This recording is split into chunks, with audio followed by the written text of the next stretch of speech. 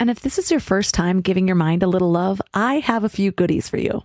First, don't forget to subscribe so you never miss an episode. And second, sign up for the Morning Mind Love. Think of it like a weekday oracle from your highest self to help you start each day with a positive focus. Plus, you'll get 2 gifts absolutely free: a 30-minute binaural meditation and 30 days of journaling prompts to help you remember who you truly are. So join over 9,000 people and go to mindlove.com to sign up. Welcome to Mind Love, episode 323. Today's episode is all about healing generational beliefs, navigating the mother wound. These ways that our family systems crash, these ways that we feel kind of cut off or disconnected, it can feel so intimidating to be like, where do we begin? How do we find our way as adults where we're not like a tea bag in their ecosystem, steeping in their ways of being anymore? Like, we get to be free, but we don't want to cut off these people that we love. We don't want to not have them in our lives. So this question of like, how do we exist with them in a totally new way? I think it can feel super threatening for our parents when we start to try and find a new way of relating to them. Like, we're their kid. They're looking at us like, what are you doing? Turn up your frequency with Mind Love. Bite-sized brain hacks for seekers, dreamers, and doers. It's time to give your mind a little love with your host, Melissa Monti.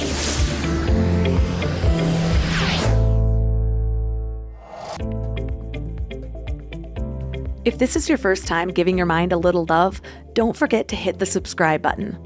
Mind love is a habit, and the more you give your mind that love and intention, the better you'll feel about yourself and your life. Plus, it's really a win-win because more subscribers means Mind Love attracts even more amazing guests to bring you their wisdom. So don't forget to subscribe. Do you ever find yourself caught between wanting acceptance and wanting others to change? For a good chunk of my life, I was only really tuned into one frequency at a time. Sometimes it was the clear signal of craving someone's acceptance, while other times it was this undeniable noise of just wanting them to change. It wasn't until more recently that I caught on to the fact that these aren't separate channels at all. They're often just different songs playing on the same station. Or in other words, they're 2 sides of the same coin flipping back and forth in our minds. If you've been listening to Mind Love a while, you've probably heard me share about the tension between my family's views on religion and my own. This has been a journey that's taken me through an in-depth exploration of the Bible, examining its origins, the various interpretations, and the shifts in both the texts and their understandings over time. But this isn't an episode about the Bible. I was, however, raised religious, so I can appreciate that it might be tough for my mom in particular to see me forging my own spiritual path. Not that the insights I've reached are exactly new or revolutionary. They echo some of the oldest spiritual teachings, but that's not really the point. It gets me thinking, though. After all the soul searching that I've done, how would I react if my kids ended up finding their own path within religion? At the very least, it gives me a lot of compassion for what my mom's going through, especially considering that within her religious framework, my entire soul is at stake. Last year, I was listening to the audiobook version of Byron Katie's Loving What Is. I'm particularly fond of the audiobook version because it includes recordings of actual live workshops. And somehow, every person who stood up to be counseled by her within the workshop felt like this fractal representation of a part of my life. One guy stood up and voiced that he just wants to be accepted by his family and how they don't understand his beliefs and therefore don't accept him. They're closed-minded and religious and therefore judgmental of any path that doesn't fall within the dogmatic views of evangelical Christian. Wow. I could relate. My entire being was invested in her response. Well, she had him write out the whole story that he was telling himself, which is basically his version of reality as it is. They don't understand me. They judge me for my beliefs. They're closed-minded to a different way of being. And then she said, "Now turn it around."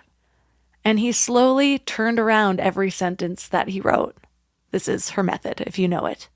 I don't understand them. I judge them for their beliefs. I'm closed-minded to a different way of being. You could feel his realization setting in, just as mine was setting in too. All of these years I've been the victim in my own story, not fully recognizing that I was also playing the very role that I resented in them. But here's the thing. This insight has not miraculously smoothed out all of the rough edges. However, it does allow me to take a step back and view things from a fresh perspective. One where I feel less like I'm under personal attack. What I see now, though, is that when it comes to someone as close to me as my mother, everything feels more personal. And I think it feels that way because ultimately, I want her to be proud of me. Here's another example. Parenting styles can bring out this other unique kind of tension, which honestly deserves its own dedicated episode, and I might have already done that. Well, I've shared stories with so many other newish moms, and for some reason, issues came up with their mothers, who they've always been close to, right when they started parenting. Our theory is that when we parent differently, it might unintentionally feel like a slight to our mothers. It's as though our different methods imply, I think there's a better way, even if that's not the message that we want to send. Both of these stories really boil down to what some call the mother wound. It's this tricky thing where we're trying to be our own person, but we also just want that nod from our moms, like, hey, you're doing great. It's about navigating the delicate balance between seeking our mother's pride and approval while also honoring our own truths and the unique ways that we choose to live our lives, raise our children, and even rest our souls. So that's what we're talking about today. Our guest is one of my favorite people and close friends, Ashley Stahl. She's been on the show a few other times, and I'm so glad to have her back. So you'll notice that this is probably more of a conversation because this episode is also airing on her podcast. Although she is currently without children, she has found that suddenly her relationship with her own mom is experiencing a little more turbulence than usual. So as friends tend to do, we're going deep into our experiences. And as podcasters tend to do, we are sharing our mess with all of you in hopes that it brings relatability, a little insight, and maybe even some compassion and healing. Ashley Stahl is the author of U-Turn, Get Unstuck, Discover Your Direction, and Design Your Dream Career. She's an amazing career coach, and she's the host of the podcast of the same name, U-Turn. So 3 key things we will learn are the truth about the barriers hindering open and inquisitive conversations, how the need for acceptance hinders our boundaries, and the mysterious connection between your mother and your own sense of self. This episode is sponsored by BetterHelp. Can we talk about how overwhelming wellness advice has become? Cold plunges, gratitude journals, screen detoxes, morning routines. It just feels like there's advice for everything these days. But how do you know what actually works for you?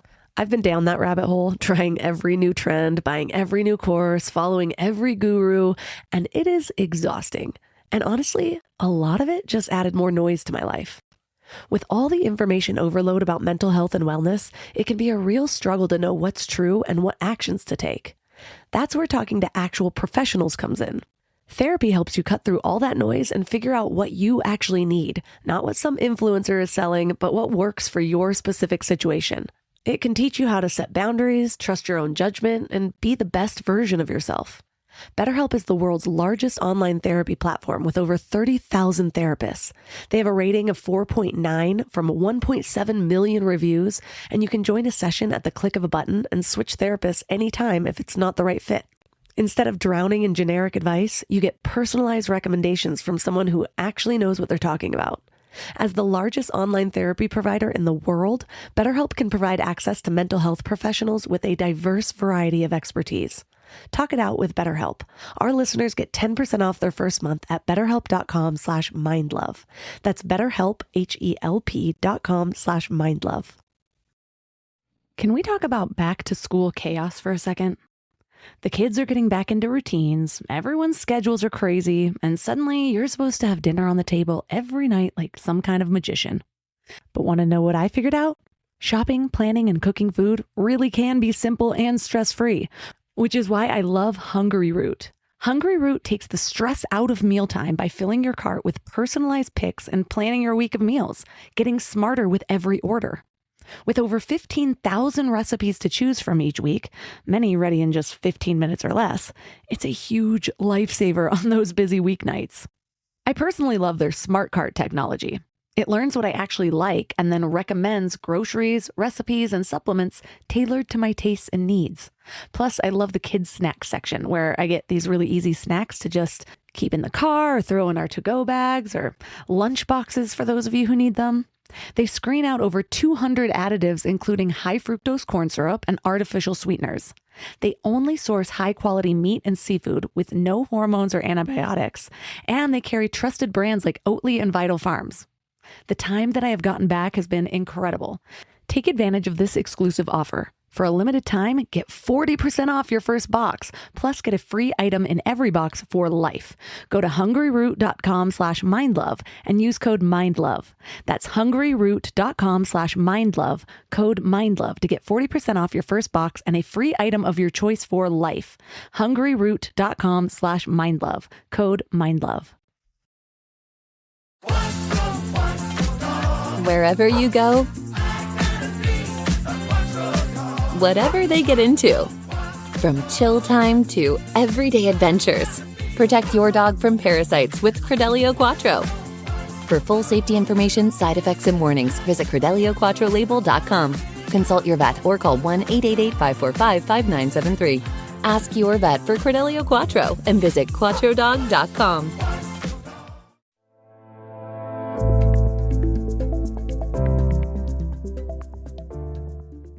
And now let's welcome Ashley Stahl to the show. Hello, friends.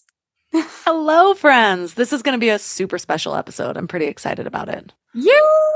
Okay, so I feel like because we were catching up before this, and it's like there's a part of me that wants to be in podcast energy and be like, podcast, but we were just talking about our mother wounds and in that vibe. So yeah, like I'm almost kind of curious, maybe for both of us to share, like, what the heck is going on in the most respectful way to our moms. I fully believe that we are put into the situations our souls choose, whatever. Those mothers are there for exactly the growth that we need. That's my belief. And so I will give a little recap where I had children a couple of years ago, and there's something about that. And from what I hear from my friends, there is something about that it just digs up all of the old stuff. Yeah. And your mother sees you in all of the versions of you.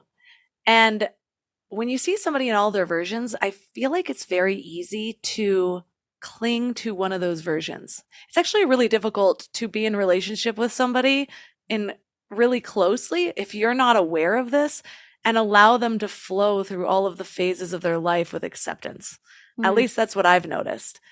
Because, you know, you have a friend who burned you once, and it might be 4 years later, but like then you get into a situation and you're a little hesitant. Like it's just kind of the natural instinct to remember and whatever. And I will say I put my mom through some hell in my 20s. It was pretty intense. Some of the poor life decisions I've made, the tears she probably cried on a nightly basis. And I know there's this huge part of her that's so proud of where I've come out, but I know that it's also difficult because I am the type of person that has actively been evolving through my entire life, especially in the last 10 years. And so for her, we get together and it's like, well, who's Melissa going to be today? And for me, I'm just sort of expanding myself and feeling more into the version of me that I am.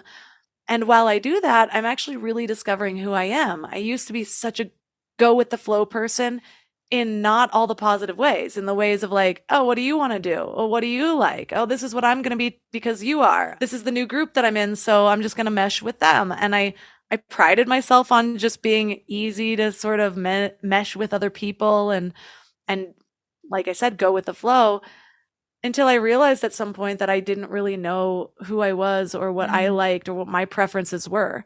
And I guess it's really easy when you're drinking and doing drugs all the time. It's like, of course I'm happy. I'm on copious amounts of Molly right now. But then now I'm in a whole different phase of my life. And I every day I'm choosing something new and deciding what's better for me. And I might change that, but a lot of the things are things that stick, like just especially health areas and things like that. Well, anyways, it's been digging up all of the things, and it just feels like we are rubbing up on each other or like maybe wishing each other was different in a way. And I see a very hypocritical side of it too. I was just journaling about it yesterday, where I'm like, I just wish that I wouldn't feel this push to change who I am, or not an acceptance. And I'm like, well, am I not doing that very same thing to her back? And I know I Yeah. rambled a little bit, but I'm right in the middle of it. Yeah. And No, well, even if we start here, like I've had a really interesting realization lately where I was like, okay, I'm 36 years old and I didn't really get out of my parents' house fully. And I don't say that in a bad way. Like they were a pretty loving bunch of coconuts, like they loved me. But I got out of their house probably fully at like 22, 23. And so when I look at my life, I'm like, wow, I spent 23 years steeping like a tea bag in their ecosystem. And I've only spent 13 years in my own ecosystem, in my own way of being. And I feel like that's been really helpful for me in realizing, like, okay, Ashley, be nice to yourself because you spent way more time redoing those same patterns of thinking, of being in the world, of operating in your parents' ecosystem than you have in your own. And it takes time to change. And when you are up against patterns and ways of living that you've experienced for decades, it's almost like we forget that we're kind of new to being on our own flow with ourselves. Even though you're a mother and you have kids, it's like, I don't know. And I feel that pressure being in the self-development world. It's like, okay, I'm not allowed to like feel like I want to lose my mind at my own mother because I love her. And I'm allegedly supposed to be this practitioner that is highly regulated and knows what to do with her nervous system. But the truth is, like, there's not enough psychology degrees or group programs or certifications to undo 23 years of someone else's belief system. Like even if you want to collect some of the beliefs they imparted on you that are really good. And I know I was just telling you before we recorded, Melissa, that like I was talking to Danielle Laporte the other day and sending her a voice note being like, man, like, I thought that I grew past this. Like, I thought that I was doing really well. So either I didn't grow, or it's like a bad video game of whack-a-mole and I'm on to the next level. And at first, when she voice noted me back and said, well, the fact that it's coming up again probably means you've done some healing, but you have more capacity for the next level. At first, when she said that, it kind of felt to me like what people say when a bird shits on your head, like, oh, that's good luck, like finding the silver lining in a shitty thing. I'm like, me and my mom are really like in a process right now of finding our ways with each other. And I don't feel like it's good luck that this just shit on my head. I don't feel like it means that I have more capacity that this situation just shit on my head. But I'm realizing like, no, I think it's true. I think there were some issues in the dynamics in the family ecosystem that I had before that I was just like, I can't face these. I don't have the capacity. And I feel like our bodies kind of know that when we're up against something. It's like our psyche is like cross wiring and diffusing where we're just like, we don't know how to do this yet. And so I'm trying to take my mother wound stuff right now. And those of you who don't know mother wound, to me, it means like healing some of the patterns that you kept in place to keep your mom happy or to keep your mom comfortable. I don't know how you would define it. I made that up if that's your definition.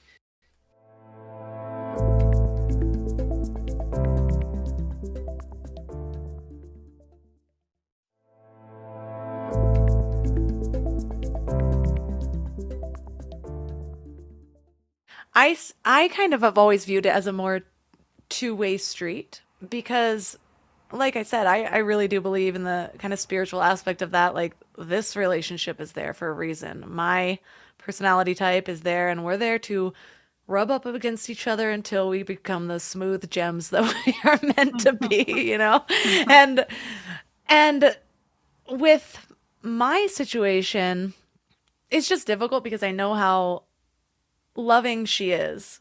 And so sometimes I get really disappointed in myself. Like you said, like you think you should be the one that has your nervous system regulated.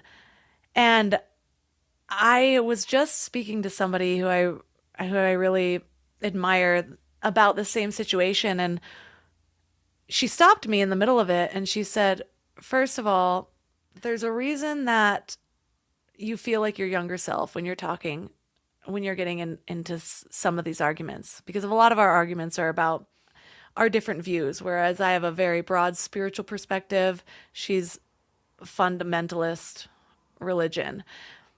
And I say this with love for both sides, but like a lot of that is black and white thinking. That's what this woman told me. She's like, you know, that's black and white thinking. It can regress you a lot. So that is why that is happening, possibly. And additionally, don't confuse having a child fit with wanting to be accepted, and or wanting to change somebody with wanting to be accepted. And so whereas I was kind of identifying the hypocritical things of like, why does this have to be so difficult? Can't she just do this?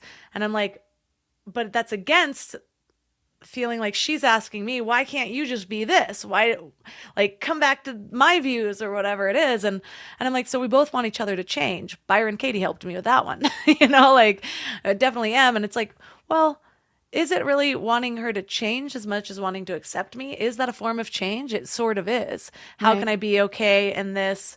And what I recognize is it's not just like, the reason it feels to me like so much pressure is because I have a codependency issue.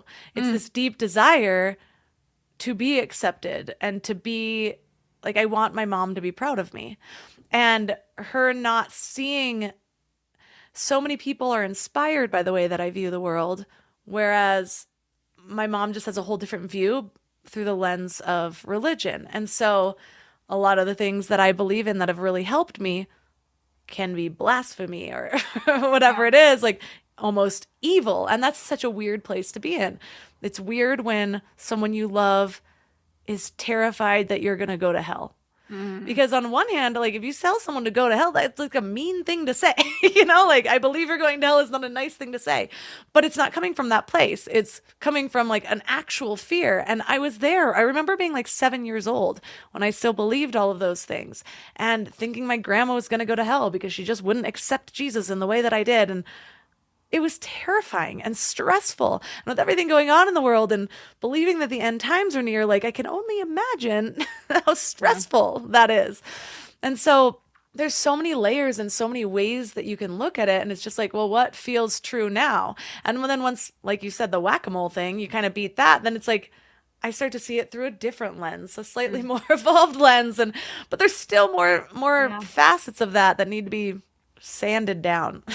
And I think everybody has different wounds with their parents, right? Like, it's so weird because my dad was really very loving, also very chaotic when I was growing up.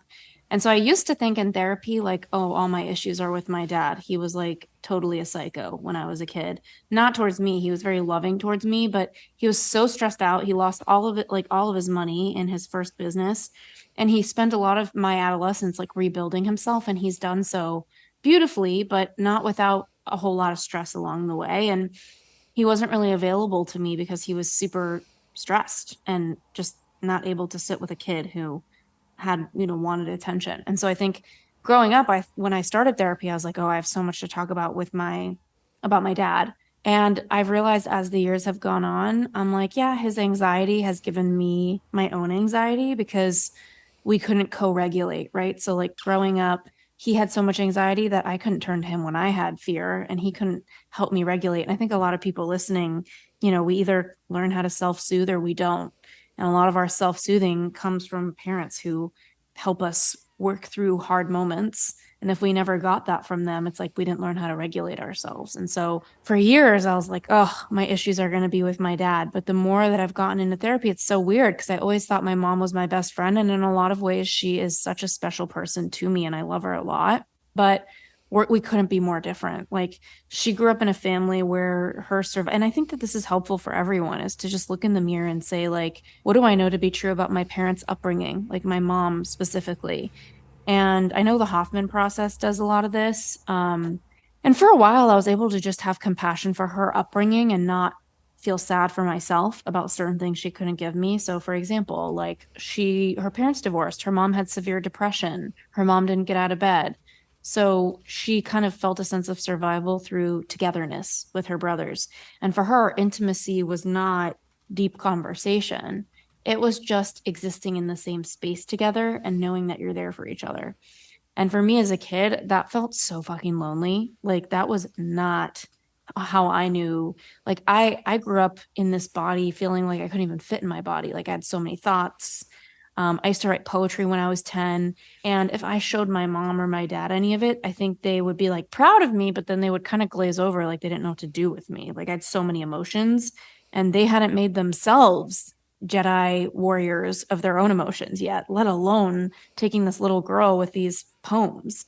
So I remember my dad like stressed as he could ever be about work and being like, I'm so proud of you, great writer. But he probably wasn't able to feel what I was really writing in my poems.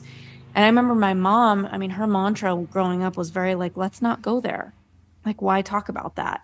It is what it is. The past is in the past. Like a lot of conflict avoiding concepts that she really lived by. And so I grew up feeling very much like, well, I want to go there. I want to talk about my feelings. And in the same way, when you're kind of like on a diet and you have a bite of a cookie, maybe you like treat yourself and the cookie doesn't really taste that good and you're like, oh, this isn't worth the calories. You know that feeling? Like growing up in LA, I do. So for me, it's like, when you bite into the cookie again, you're like, I hope it tastes different the next time. Like I really want this to taste good. I feel like that in my relationship with my parents sometimes where I'm like, these are really good people. They don't necessarily totally get me. I kind of feel like a stranger. But I'm going to bite into this cookie again and see if I share something wildly personal with them. And let's see if they can handle it this time. And it's like every time they kind of look at me like, what? But they're not judgmental. They just don't know what to do with it. And so it's like this deep pain that has lived on inside of me for a lot of my life of like, I want to be seen. I want to be understood. And I feel like a black sheep. I feel like I couldn't be further away from this ecosystem. And I feel like a lot of people, whatever the patterns are of how their parents have showed up, whatever their parents' upbringings are of like, I know my dad, his mom never told him she loved him. And so I grew up with, not only him being stressed out, but like he really wanted love from my mom. So I remember as kids, we'd go to the movies and me and my little brother would fight over who would sit next to our mom because we both wanted to be like next to our mom. And he wanted that coveted seat too, because he didn't get love from his mom either. So it's like these ways that our family systems crash, these ways that we feel kind of cut off or disconnected, it can feel so intimidating to be like, where do we begin? How do we find our way as adults where we're not like a tea bag in their ecosystem, steeping in their ways of being anymore? Like we get to be free, but we don't want to cut off these people that we love. We don't want to not have them in our lives. So this question of like, how do we exist with them in a totally new way? I think it can feel super threatening for our parents when we start to try and find a new way of relating to them. Like we're their kid. They're looking at us like, what are you doing? Like my parents coming on vacation and me telling them like, hey, you can't stay with me. It's a little too much. That was really upsetting for them. Like what? We want to be with you, Yeah. And I think that's all part of healing the wound, right? Is like having to sit in those moments of disconnect of like, okay, they don't really understand me right now. And they're hurt by me right now because I'm trying to put these boundaries up for me to be a normal person and not be resentful, not feel smothered, not feel uncomfortable. And it's like having to sit in that pain of like, you're causing them pain in some way by setting up new rules. And they don't have a choice but to kind of like work within those. I don't know. Have you tried setting any boundaries with your mom? Oh, yeah.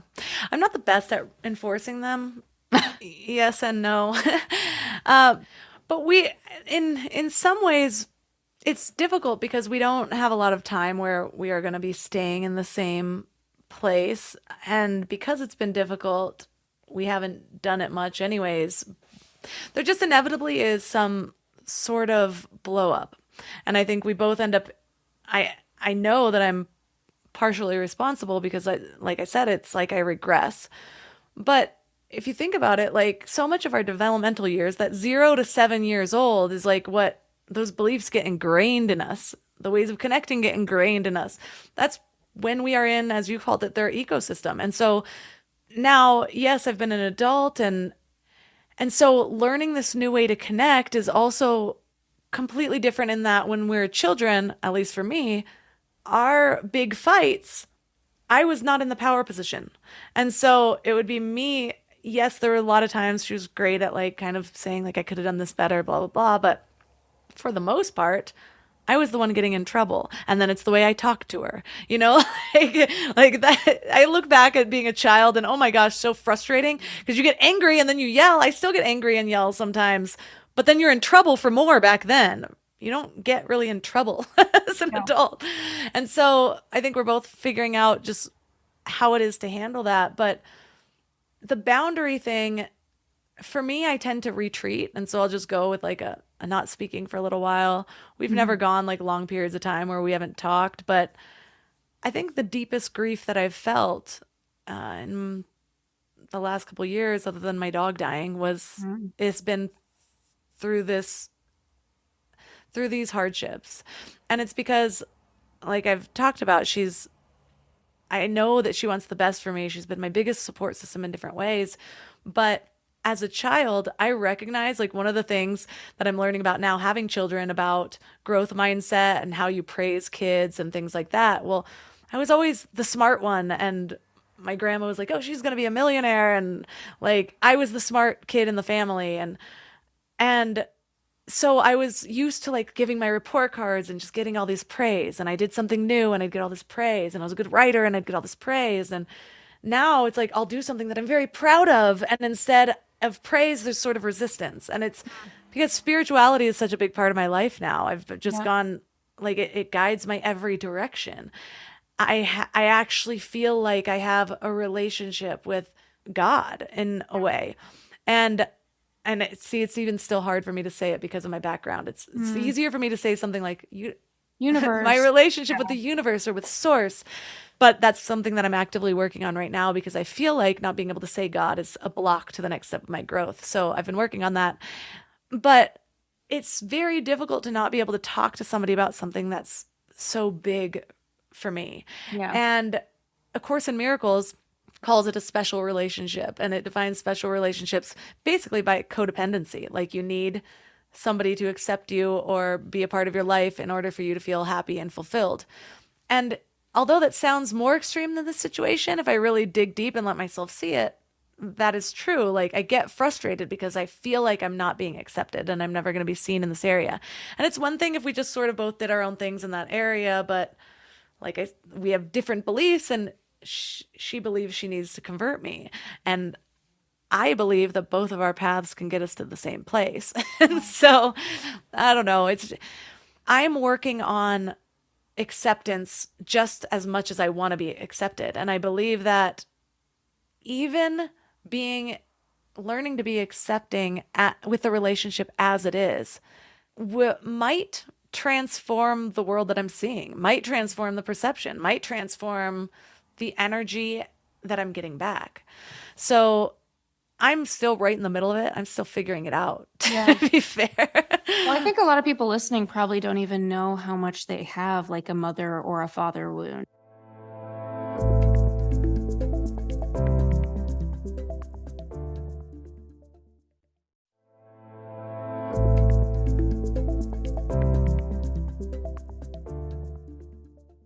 I'm still right in the middle of it. I'm still figuring it out, to be fair. Well, I think a lot of people listening probably don't even know how much they have like a mother or a father wound. Like they might not be aware that when they're in their presence of one of their parents or both, they feel like they need to be a certain way, and they don't feel like they have the freedom to set new boundaries and change the way it is, because number one, it hurts. It hurts yourself. Like it feels bad to say like, hey, sorry, this way that you receive love from me, of me making time for you and staying under the same roof with you or going on these long trips with you, this is about to change. I'm going to take away the thing that you super enjoy so that I can be sane again.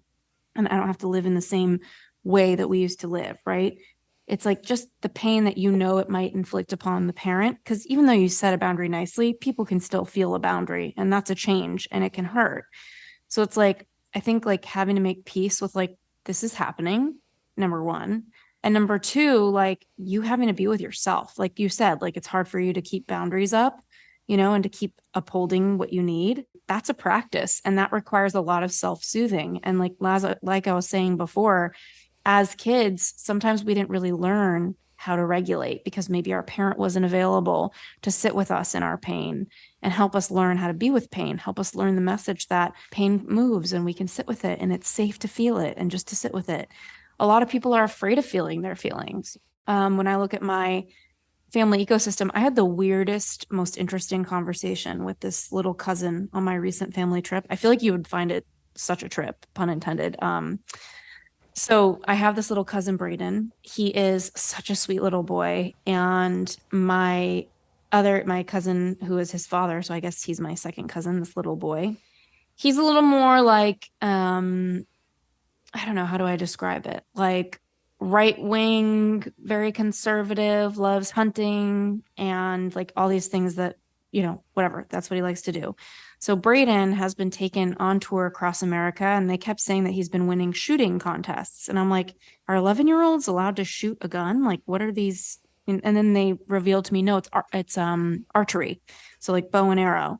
I'm like, wow, like, and he's like, yeah, but they're real sharp. That's what my little 11-year-old cousin said to me.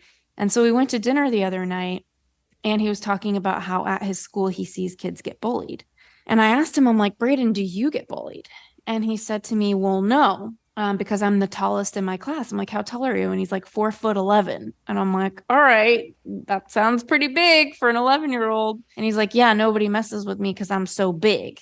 And I'm like, okay, so what about your friends? Like, what do you do when they're getting bullied? What do you hear happen? And he was telling me that like two of his friends were fighting physically because they were trying to prove who was the better friend to him. I'm like, wow. And I told him something, and I could see he's a very intelligent little boy. I could see he fully clicked in with me. I said, Braden, have you ever heard of a therapist? And he's like, yeah. I'm like, okay, I'm a coach. So I coach people like in their careers and in their businesses, but I do some psychology stuff, just like a therapist. And he like nodded his head. And I'm like, you have no idea how many adults older than your dad, and his like little eyes looking at me, like his 4'11" body. And he's looking at me, and I'm like, you have no idea how many adults older than me, older than your dad, have sat in the chair across from me, like I'm their therapist. And they cry and they cry and they cry over something that someone said to them when they were your age. And I could see him like surprised, like, really? They remember, like when they were 11, like he looked at his dad, like he's so old. Like, how does he think about anything from now? And I told him, I'm like, the things that kids say to each other where you are in school, it matters. And like, it hurts people forever if it's really mean sometimes. And I'm like, I don't want you to get involved when you see somebody get bullied, because I don't want you to get hurt. But if you could do anything to help undo that, it would be really nice of you to do it. But don't do it just because you think you should. Do it if you want to. And he nodded, and he kind of just leaned in, and it was like so profound for me to see like an 11-year-old kid. And then he started to talk about how he reads books and he's reading series. And I think he's pretty intellectually gifted, but I think everybody thinks the children in their family are gifted, or especially their own kids. Yeah, exactly. Everybody's like, my kid is a genius. So I don't know, but I did feel like, I was like, wow, this kid feels pretty gifted. So I was like, do you know what else? And he's like, what? And I'm like, you're 11 years old. According to the research, when you're 12 years old, most of your beliefs about the world are pretty set. And he's like, what do you mean? And I'm like, well, what you believe about money, about love, about marriage, about what you can do, most of it's pretty set. So after you turn 12, your brain usually believes what it believes, and it's going to take a little more work to change it. Like, you're a sponge right now. And he's like, well, how do I know what I believe? And I'm like having this crazy conversation with an 11-year-old, And I'm like, well, you see your dad, like, because my cousin, his father, was talking about how he goes to work and he has a full-time job and then he does an after-hours job. And I'm like, I bet you see your dad and he's working a lot, right? And he's like, yeah. I'm like, you probably believe that you're going to have to work a lot one day to like get by. And he's like, sometimes, yeah. I'm like, well, do you ever see kids at school where maybe they have parents who have a lot of money? He's like, yeah. I'm like, do you ever hear them say anything about money? And he's like, yeah, my friend Jimmy thinks he's going to be so rich. I'm like, exactly. He thinks that he can do that because that's what he's watching his parents do. I'm like, it doesn't mean that everybody thinks what they see their parents doing is what they're going to do, but it's tempting to think that way because that's just what you see all the time. And I looked at my cousin, like my older cousin, who's his dad, and I was like, you should really send him abroad. He has such a spongy mind. Like, you should send him somewhere and expose him to like new types of people. Like, he's so in suburban California. Like, send him somewhere, show him the world. And my cousin responded in a way that really stuck with me. He's like, why would I send him to Europe? I don't like Europe. And I looked at my cousin and I'm like, here, this is how it works. I'm like, he believes that it's not a fun place, so you might not have an interest in it because that's what your parents believe. So I just had this interesting conversation where I was like, how do I not overstep boundaries, but like infuse some possibility into this kid that I'm related to? And I walked away from the dinner and I just felt like, damn, that's so crazy how much of a sponge these kids are, how much impact we get to make. And yeah, the conversation has really sat with me thinking about like a lot of our wounds from our parents and how a lot of them have to do with like these moments where we just believe the world is the way they think it is. And then we get older and we have this weird reckoning of like, wait a minute, these people are just people. They're not anything but. And we don't have to think what they think. We don't have to live how they live. And we don't have to feel shame or uncomfortable for showing them who we are, how we want to live. And those moments of having to like differentiate and be your own person from your family, it can feel like you're abandoning them. It can feel like you're betraying them, you know, like at its worst, or that you're a mean person. And so I don't know if I did anything for my little baby cousin Brayden, but I hope I did. I think you did. You never know the things that are going to stick with people. And some of the things that stick with me the most from my childhood was the one perspective that differed from what I was seeing everywhere else. I'm like, oh, it's like seeing a crack in the wall and a little glimmer of the light that like maybe there's something beyond that. But when I'm old enough, I'll break through that wall. And so I believe that part of the reason, I mean, I know that a huge reason that things are coming up is because I'm in a stage in life where I'm consciously choosing how to parent. I feel that that is almost impossible to do without comparing it to your childhood, because you're looking back and you're taking what worked for me and what didn't. And in that process, you're identifying all of these things that didn't work or that you feel didn't work. And I might be right, I might be wrong. It's very easy to look through, like all of a sudden you feel one way and then you look at a past situation and you're looking at it through that lens and it's different from what you experienced back then. It's like, no, I think I always hated that girl, and like all of a sudden you can see this whole pattern of how she was an awful friend, but it took you 10 years to realize. And during that whole time, you would have said completely otherwise. Well, I think the same thing happens with parenting, and it's difficult to see your children parenting in a different way, because without saying anything, you know that somehow it's a form of rejection. It feels like a form of rejection.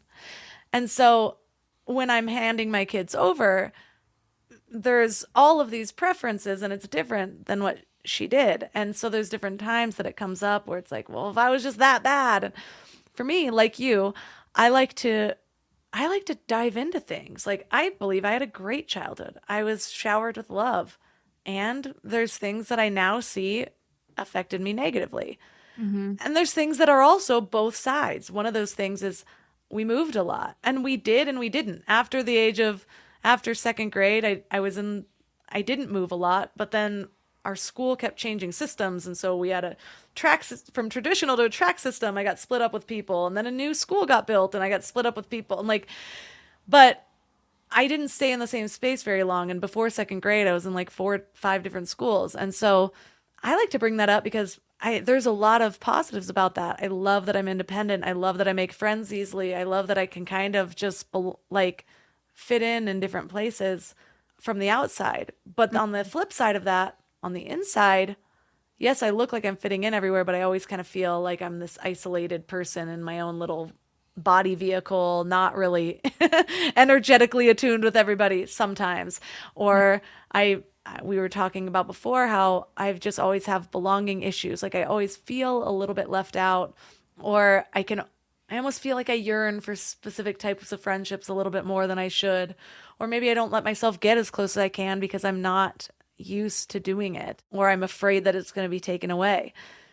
I would love to just be able to talk about these things. Yeah. Whereas sometimes I can also see how it feels like a criticism about the parenting. And so it's a very fine line depending on how you grew up. And like you said, generations before us didn't know how to talk about this. And so there's not there's not the space to receive these things with an inquisitive mind. There's almost like there's a hard candy shell built up around it already. And so you're like trying to melt it away, but the process is messy.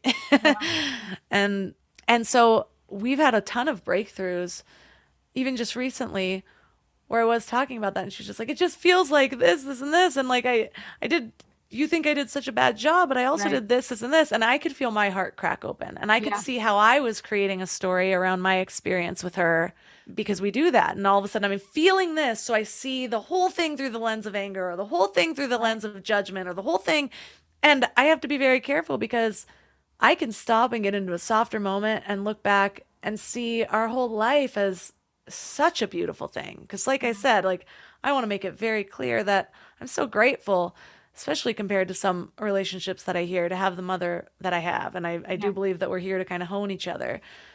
And sometimes it's difficult and I cry. And sometimes I'm so glad that I can just talk to her about anything. And sometimes it feels like I can't talk to her about anything. Like it's everything. And I think we have this tendency, based on what we're feeling, to just define things. Yeah. But it's everything at once. Cheryl Strayed recently told me that, because I was looking back on my past, and I even do that with my 20s, because I did go through such a tumultuous time, that it's almost like I found myself sometimes being ashamed of my 20-something-year-old self. Mm-hmm. And with that comes, well, what relationships did I have back then? Oh, we got in that fight. It must have been my fault. Or what was like, oh, I'm so sorry. Like, oh, we haven't talked in a long time. Oh, do you still like me now? Because back then I feel like I was a shit show. Like things like that will kind of come out. But Cheryl reminded me that she gets that a lot, where people are like, can you believe that you were doing heroin just this long ago and now you've got this beautiful life? And she's like, and sometimes it's not beautiful. And she's like, and also that screwed up young girl who got me in all that trouble is also the one who chose to get me out of it, is also the one who chose to walk the Pacific Crest Trail and start a new life. Mm-hmm. And so I have to remind myself, it's like I've compartmentalized all these different things. And sometimes I do regress, and I'm like, I'm so sorry that I put you through that. And then I'm like, other times I'm like, maybe I did that because of this. And it just is what it is. And so to be able to hold space for all of those things, for the love and the hardship and the struggle and your mistakes and your achievements, and see that we are like so multifaceted, it helps me to have more compassion for who I am now, and not beat myself up when I do regress or whatever it is. Like Ram Dass says, if you think you're enlightened, go spend a weekend with your family. Yeah, oh my God.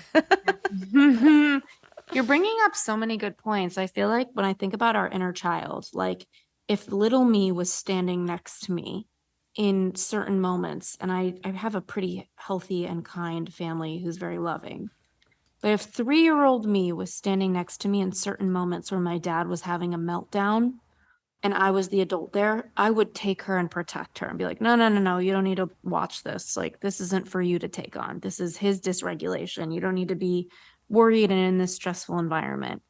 And so I almost feel like as adults, like this whole idea of like reparenting ourselves is about looking at those moments and being like, all right, now I'm in charge of taking care of me and I get to call the shots. And like, how do I want to protect me? How do I want to look out for me? And it's not that our parents are people that we need to protect ourselves from. They love us. And I so related to what you said, because my mom, like, she had a really rough upbringing, my dad, and they've tried so hard to give me everything they didn't get. And they're human, and we have disconnects, and I need to figure it out. And it's really painful for me sometimes. It's like holding all of it. And one of the biggest things I've learned, not just in my relationship with my family, but with everyone, is I value honesty and integrity so much. And my partner, actually, he's been really huge in helping me see this. Like, that's the way I relate to people, is by being radically honest. So me too. He was like, not everybody actually deserves your honesty. It's not that they're not worthy of your honesty. It's that like you're going overboard and sharing something that's actually creating more disconnect than connection. Whew. And that has been huge for me, to be like, okay, I don't need to give a State of the Union right now about how pissed off I am or how wrong that was in my opinion, or how it should be, sometimes it's not about having silence from a place of retreating, but from a place of like really reflecting, like what is actually going to move the needle in these dynamics? Like what is actually going to move us forward?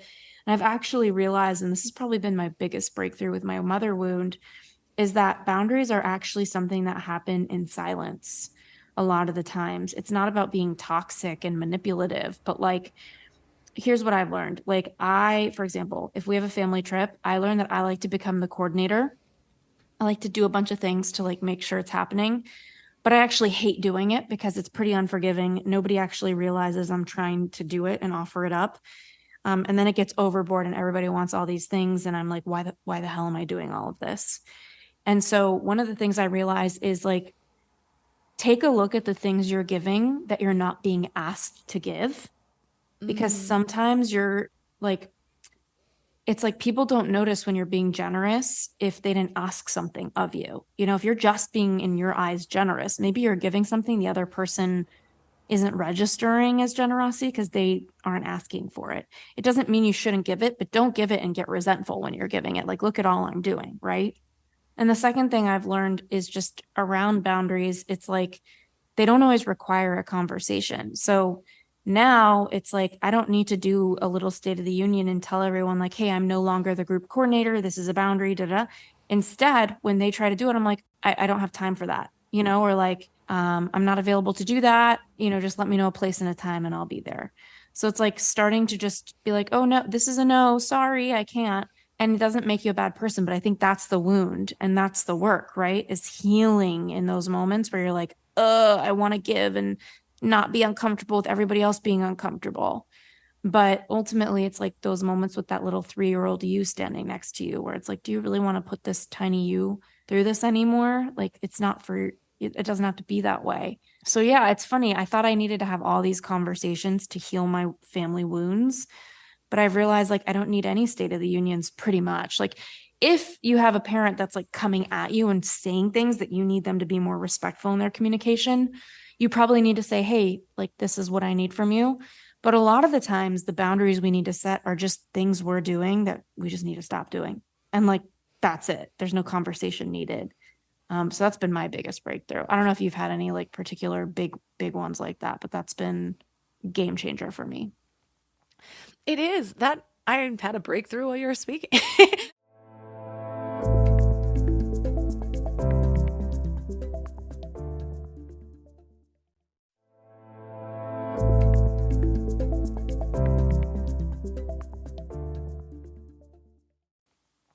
It is that I had a breakthrough while you were speaking.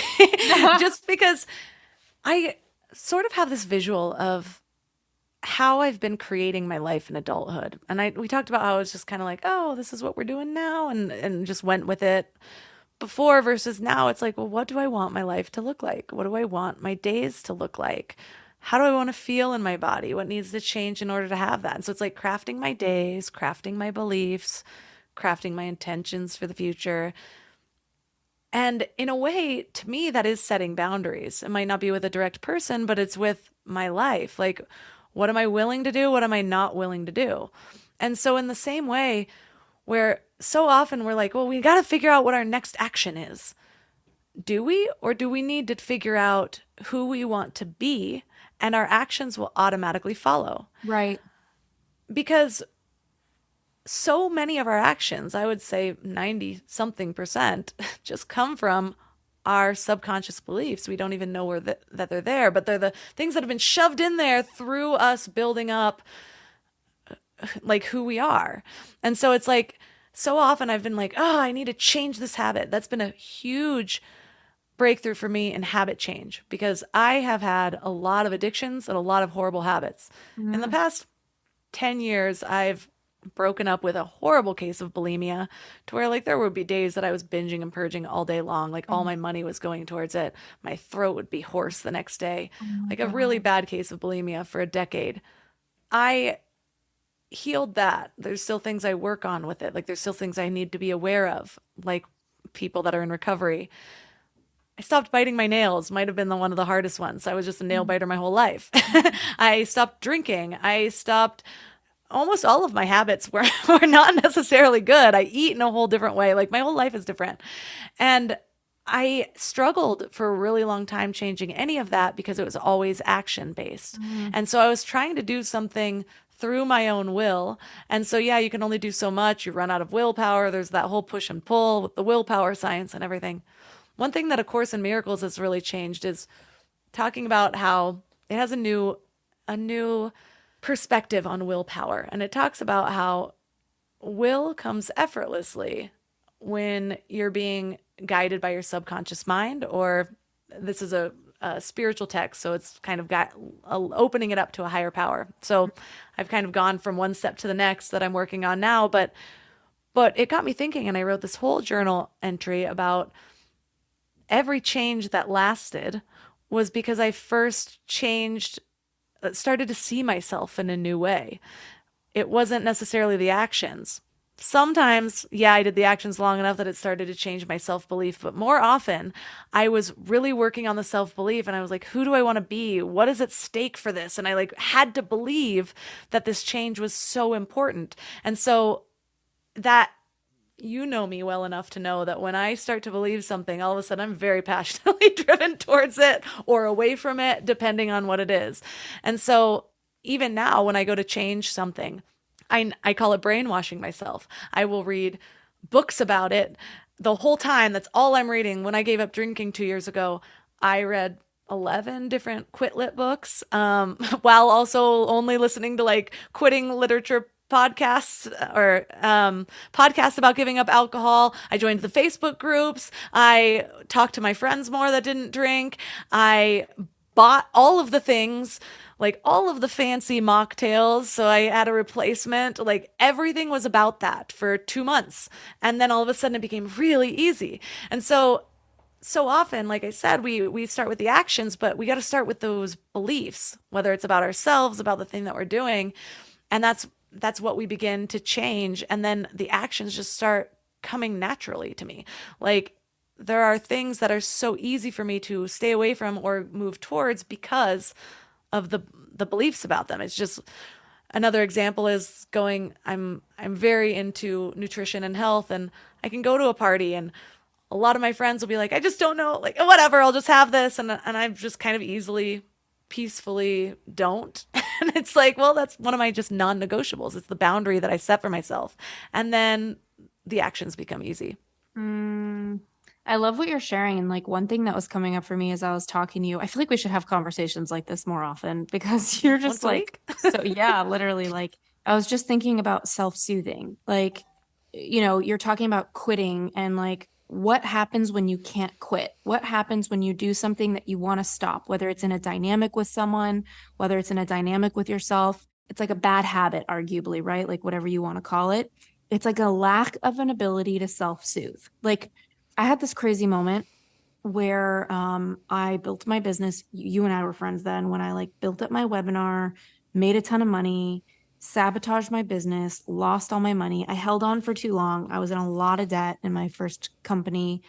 And I spent 5 years paying off that debt. And I remember, and it's a whole thing I talked about in my book. So I feel like people who are listening on the U-Turn podcast right now, they will know this moment from my book. But I had this reckoning where I ended with like hundreds of thousands of dollars in debt. And it was the day that I realized like my whole life was kind of like coming down. Like I had a sister who was dying in the hospital. I was losing all my money. I called off a wedding. And I went to get gas at the gas station for my sports car I couldn't afford anymore. And I remember this homeless guy came up to me. He's like, do you have any money? And my sister, who ended up passing away, was homeless at one point. We did everything we could to help her, but she was homeless. And before she died, so I have a soft spot for homeless people, especially. And I looked at him and I was just so low that day because that was the first day debt collectors called me when I like really bottomed out. And he's like, hey, do you have $1 or like $10 or something for food? And I looked at him and I'm like, I'm $296,000 in debt. And he looked at me and he said, why didn't you stop at the first 10,000? And I just was like, great question. And I just realized like my debt in my business was denial. And my continued choice to keep holding on was a refusal for me to self-soothe and be in the truth that it wasn't working and I needed to let go of my business. So instead of letting go at the first negative 10,000 or negative 20,000, I kept holding on. I kept going into denial, and I didn't want to sit in the acceptance and self-soothe my feelings and the pain of that. So instead I kept just reaching and spending and trying to fix. And eventually the whole thing came tumbling down. And when I think about debt in my life now that I'm pretty much like debt free and have paid these things off, I think about how, when I spend money I don't have, which I have no judgment on anyone listening who does this, because we live in a world we kind of live in conscious debt. Like, we choose mortgages, which is like a very healthy debt for some people, right? So when I spend money I don't have and I feel like I can't control my impulse to do that, I'm not self-soothing. And so I feel like the question that I've been sitting with is like, how do I self-soothe? What are some healthy ways for me to soothe my nerves when life feels like a lot? Whether it's in a relationship with a parent where I want to react and or whether it's me setting a boundary and my body feels really scared that I just set it, and maybe it feels uncomfortable that I'm hurting someone by setting that boundary. Not that I want to hurt them. And I found that the Dialectical Behavioral Therapy Workbook on Amazon, I'll send you the link because it's so good. It's like a massive body of work. They have a self-soothing checklist, and it's like auditory ways to self-soothe, like visual things you could do, like candles are very soothing, or was that auditory? Visual things, or like auditory, like music is really self-soothing. Like, I have a playlist on my Spotify I listen to. So I hope anyone listening to our conversation, whether they're working through like parent wounds, mother, father, like stuff with their body, stuff with their well-being, I think if we can at least give ourselves the gift of how do we start to self-soothe? And I think sometimes when people are honest, like you and I are, we're actually just emotional dumping sometimes, oh, we're just being honest, but we're just unloading sometimes what we think is the truth, and maybe not even in a mean way, this is what's going on and I need you to know it so that we can be better, right? And so I've been really working on this piece of regulating myself so that I can make choices from a quieter place and a more calm, empowered place, because I don't think we can heal when we're stressed. I don't think we can heal when we feel unsafe. So how can we start doing that for ourselves? I don't know. I'm asking the question. I don't have the full answer.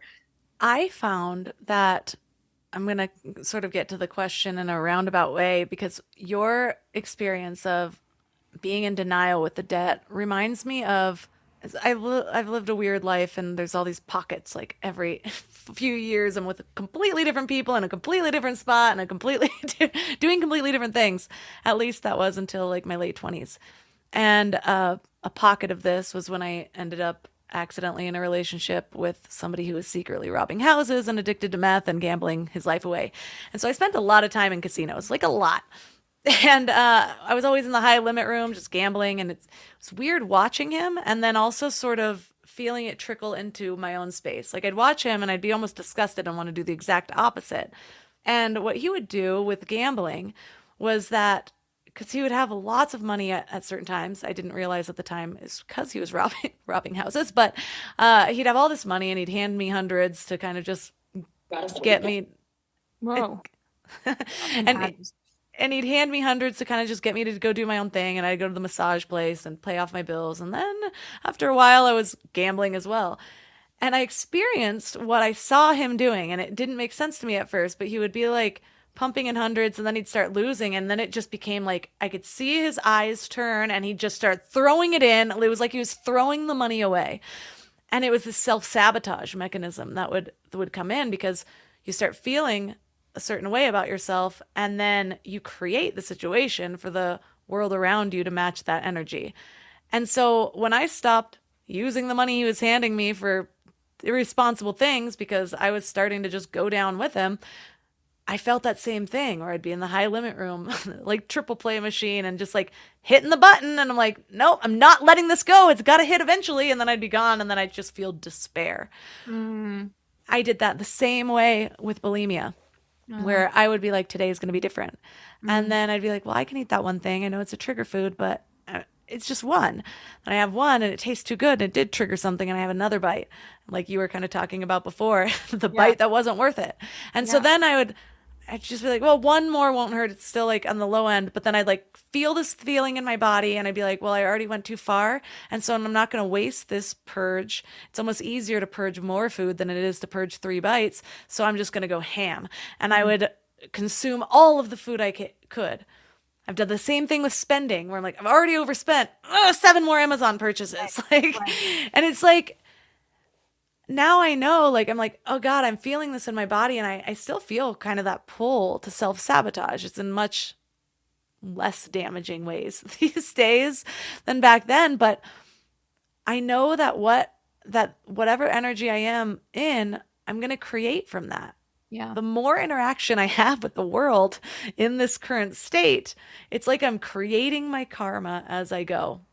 And so, which book did I read that really changed my perspective on karma? It might have been a Ram Dass one, but it was talking about how we, especially in the wellness world, that we talk a lot about, like, I think people have a positive or a misperception of positive thinking, to where a lot of times it kind of turns into spiritual bypassing, or there are not healthy ways to do it. But I do see I now no longer think anything about emotions necessarily being negative or positive. I think that's part of the toxicity, because then you are naturally rejecting certain emotions, maybe feeling worse about yourself for feeling in a certain way. But I try not to bring other people. I try not to create from that, like in what other ways it is. Like if I'm in a negative place, that is my right to be there, and it's my work. It's the part of the like emotional fitness in a way. But if I go and I drag somebody else into it, that's the moment that I'm kind of creating the karma from that. It's like, okay, I just blew up at my husband. There's a karma point that I'm down. And so that now comes your question of like, so how do you self-soothe? And I think what I've done, and I think there's not just one way to do this. And so it depends on what state that you're in. But it took me a long time to get to the point of actually being comfortable sitting in my emotions. The most recent that I did that was when my dog died. And if you really have a dog that you care about, then you know the pain of that. It was like a human dying, and it was like my baby dying. It was very difficult. Yeah. And I don't want to say that lightly, whatever. It was just very difficult for me. But it was the first time I knew what to do with those emotions. Like it's the first time I had a blueprint, and wow, did it hurt more, but it also transformed. I had no numbing agents. I wasn't drinking at the time. I wasn't partying at the time. I was at home with kids, like living a wholesome life. And so then I just had to feel it. And so I knew what to expect in a way, because I had done so many interviews on it. And I was like, oh my God. And it really felt like my heart was being ripped out, like a physical pain. And I like could not hold back sobbing, like really deep tears. But then I could actually feel it moving through me. I could feel it changing me. And I was so aware. And then I felt this connection with him. Like I still can have like full on conversations with him in my head. It's interesting. And so at one point in this growth, it was learning to feel the emotions. At the next point, it was rather than expecting to know what to do, it was asking for what to do. Yeah. And following my wisdom as it comes, because it does change, and different things do work for me depending on what situation I am in my life, what's working for me now. Like I just am evolving. And so that's true. And now, and it might just be because I've been knee deep in A Course in Miracles for 2 months, I'm trying to see what it feels like if I stop putting the pressure on myself to figure that out, even my own just higher wisdom. And maybe it's the same thing and just a different way to look at it. But instead, I've just been releasing it and asking God, Source, Mother Earth, like for a shift in perspective, not for anything specific. I'm not trying to create like what I want anymore, because at certain points that works, at certain points it doesn't. But yeah, you can keep asking for this one thing, but what if that's not the highest thing and you can't even think of it? If the people had asked me what they want, they would have asked for a faster horse, said Henry Ford. And so it's like, you don't necessarily know what's the best for you. And it depends on what you believe, of course, or how you believe it. But that has been really working for me. And that's been working for the mother wound as well, because I'm trying to sit here and logic it and like, well, where did this come from? And what can I do now? And what could have we have done last conversation? And where did I go wrong? And there's 1,000 ways to look at anything. Actually, I would say there's infinite ways to look at anything. Yeah. And certain things will work for you at different times, and then certain things won't. And so something about this asking for a shift in perspective, I swear within like an hour, something crazy will happen. And it'll either just be like this download where I'm like, ooh, oh my goodness. And I feel like my heart opening and pouring out and feeling like I've been unfair, to like, actually the reality has just changed. And then we're able to have this weird conversation that I'm like, oh my God, we've never talked like that before.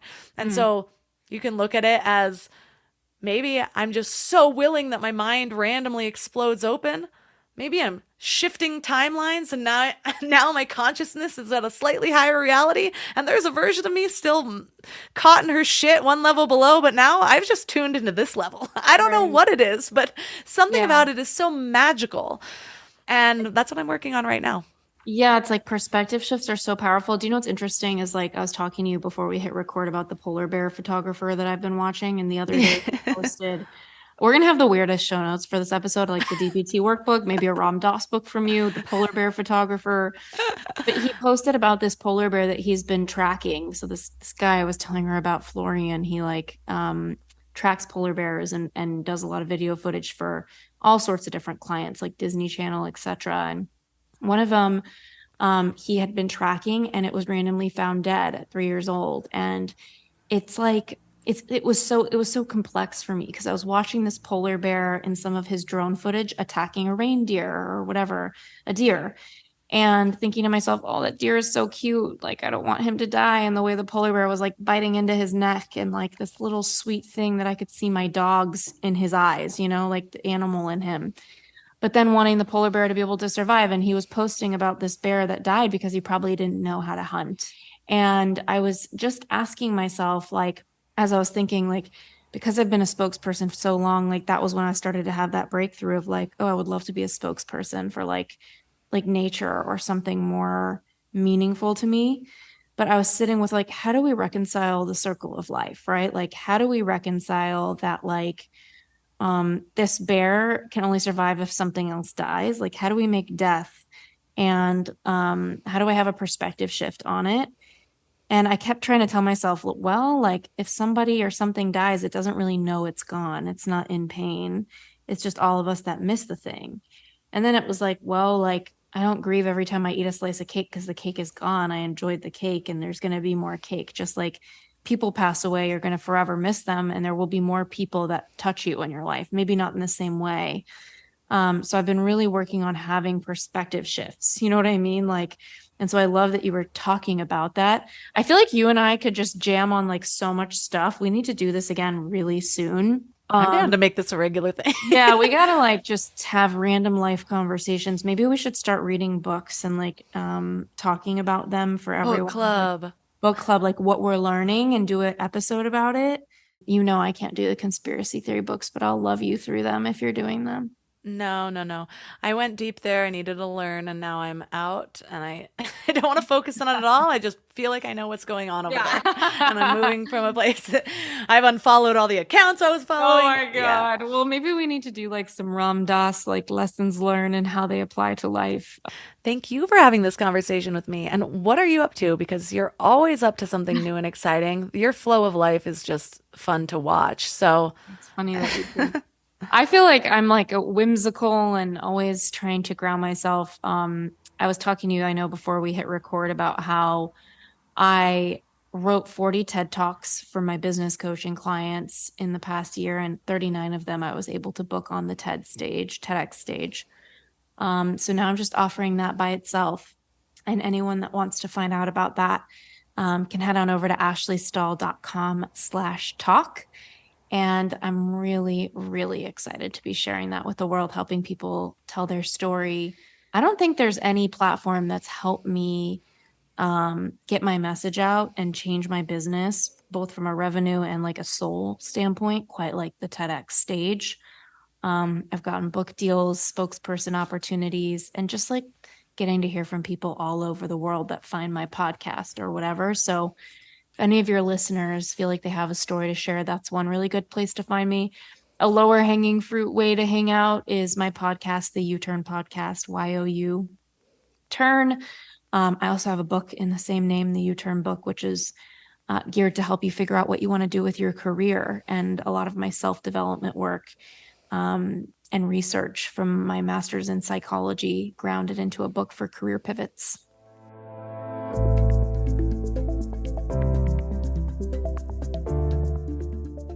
All the links in this episode will be at mindlove.com/323. Here's your challenge for this week. I want you just to observe and uncover.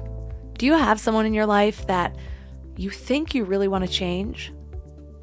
Can you look at that from another's perspective and ask yourself, is that what this is about? Or are you actually just yearning for acceptance? I think it happens quite often. I actually think back to the bully I had in middle school.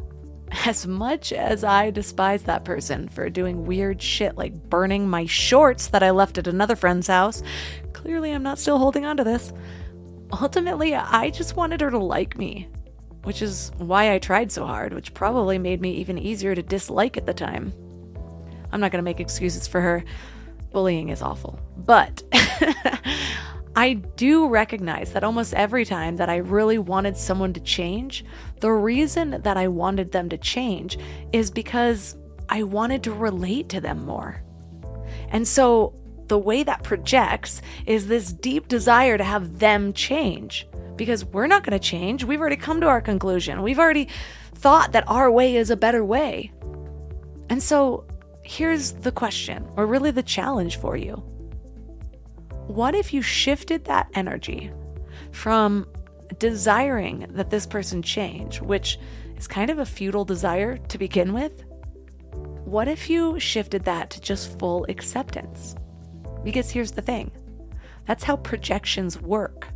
Usually what we're craving is also what we're closed off to.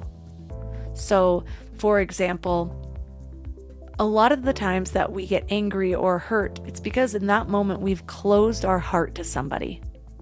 They said something that hurt our feelings, they did something that felt like betrayal, and so our heart closes. And so we think it's that person that did it to us, but really, now we are cutting ourselves off from our own sources of love. Everything starts within. And so just in the way that you want somebody to change, wanting them to change is not accepting who they are. And that lack of acceptance means that you are also not feeling acceptance. It's a two-way street. So just contemplate that. Reach out to me on Instagram at mindlovemelissa. I love connecting with all of you there. Let me know if this podcast episode was awesome or what else you want to hear on the show. You can find all of my sponsors at mindlove.com/sponsors. Oh, I also need to tell you a story about this month's masterclass, which is all about meditation. I created a course on meditation through meditation. So basically, 5 days of meditation will take you through the journey of learning, understanding, and implementing a habit of meditation instead of just a one-off. Well, guess what? I have this Aura ring that's awesome, and it launched a new feature around stress levels. I noticed the first few days it launched, my stress levels were at like 6 hours, and I thought, this is horrible. This is not on brand, number one. And so it prompted me, do you want to take a few moments of stillness? And so I meditated, which the last few months have just been difficult with both babies and work and moving and all this stuff. So I went from having a solid everyday meditation practice to just every here and there. Well, I meditated. And I started meditating every day after that. I was on day 10, randomly decided to look back at my stress levels, and guess what? It went from averaging 6 hours a day to about an hour to an hour and a half. Meditation legitimately decreased my stress levels by 80%. So if you're not meditating, get to it, and I have a course just for that. You can find out more at mindlove.com/membership. And that's all for today. So thanks for giving your mind a little love today, and I'll see you next week. Thanks for tuning into Your Higher Frequency with Mind Love. Head to mindlove.com for a free gift to keep your vibes up until next week.